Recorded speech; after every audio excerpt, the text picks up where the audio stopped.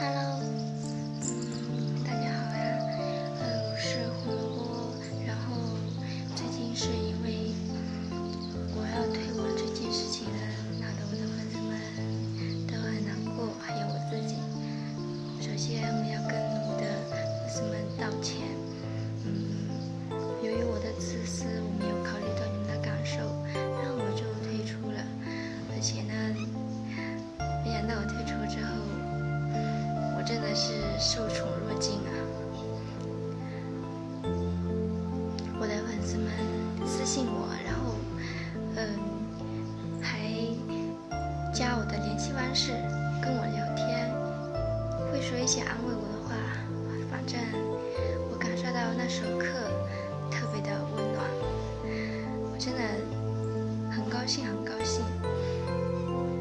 因为突然之间，我以为全世界都已经不需要我了，然后那一段时间特别难过，因为这些网络上面的暴力，导致我觉得我受不了了，我好想休息，我好累。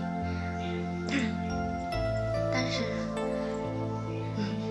我退出了之后，那些粉丝们，抱歉，因为我的自私把你们弄丢了。我这一次呢，想回来告诉你们，谢谢你们，我已经收到你们的消息了，还有你们的一些对我说的话，我已经看到了，还有我已经回你们了。有的没有回你们的话是太抱歉了，我看不到，或者是他在底下，因为你发过来，别人也发过来，很多都会被那种往下面滴下去了，我会慢慢的翻看。然后我在这里就想告诉你们一声，我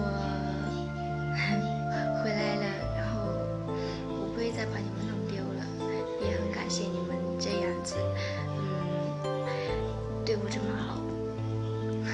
我以为是因为我这么走了的话，你们都会很高兴。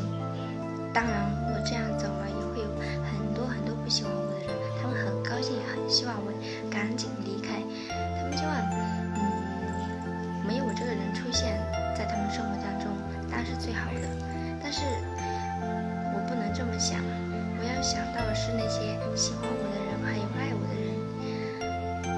这些事情还有很多的道理，也是由我的粉丝们跟我说的，他们很会安慰人，也是一个嘴很甜的小姐姐们。